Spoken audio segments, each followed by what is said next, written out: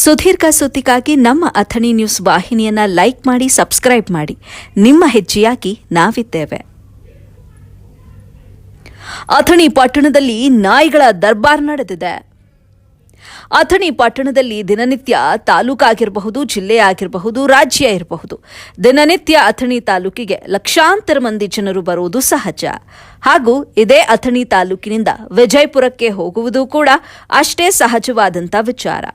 ಆದರೆ ಇತ್ತೀಚಿನ ದಿನಗಳಲ್ಲಿ ಅಥಣಿ ಪಟ್ಟಣದಲ್ಲಿ ಅಂಬೇಡ್ಕರ್ ಸರ್ಕಲ್ನಿಂದ ಹಿಡಿದು ಸಿದ್ದೇಶ್ವರ ದೇವಸ್ಥಾನದವರೆಗೆ ಸಾಕಷ್ಟು ಚಿಕನ್ ಮಾರಾಟದ ಅಂಗಡಿಗಳು, ಮೀನು ಮಾರಾಟ ಮಳಿಗೆಗಳು, ಅದೇ ರೀತಿ ಬಸವೇಶ್ವರ ಸರ್ಕಲ್ ಹತ್ತಿರ ಕೂಡ ಸಾಕಷ್ಟು ಮಾಂಸ ಮಾರಾಟದ ಅಂಗಡಿಗಳಿವೆ. ಇದರಿಂದ ಬೀದಿ ನಾಯಿಗಳ ಸಂಖ್ಯೆ ಹೆಚ್ಚಳವಾಗ್ತಾ ಇದೆ.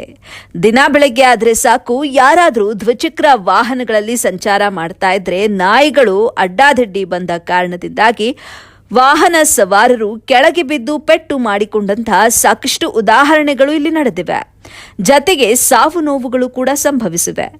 ಮೊದಲೇ ಅಥಣಿ ತಾಲೂಕು ಅಂದ್ರೆ ಅತಿ ಗ್ರಾಮೀಣ ಭಾಗದ ತಾಲೂಕಾಗಿದ್ದು, ಈ ತಾಲೂಕಿನಲ್ಲಿ ಸಾಕಷ್ಟು ಗರ್ಭಿಣಿಯರು ಆಸ್ಪತ್ರೆಗೆ ಬರುವ ಸಮಯದಲ್ಲೂ ಕೂಡ ಎಷ್ಟೋ ನಾಯಿಗಳು ದಾಳಿ ಮಾಡಿದ್ರಿಂದ ಬಿದ್ದು ಗಾಯಗೊಂಡಿರುವಂತಹ ಘಟನೆಗಳು ಸಾಕಷ್ಟಿವೆ.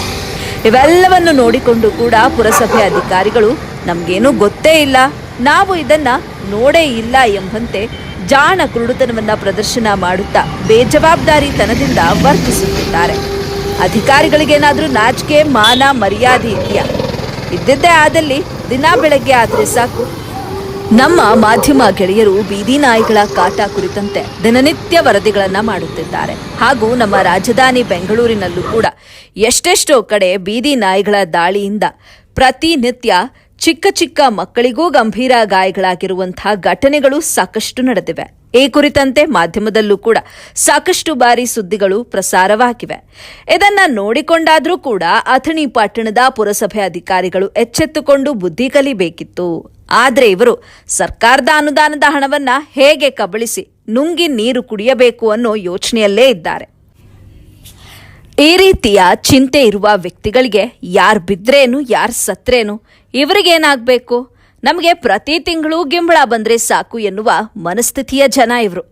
ಇನ್ಮುಂದಾದ್ರೂ ನಾಯಿಗಳನ್ನ ಬಂಧಿಸಲು ಏನಾದ್ರೂ ಕ್ರಮಗಳನ್ನ ತೆಗೆದುಕೊಳ್ತಾರೋ ಇಲ್ಲವೋ ಅನ್ನೋದನ್ನ ಕಾದು ನೋಡಬೇಕಾಗಿದೆ.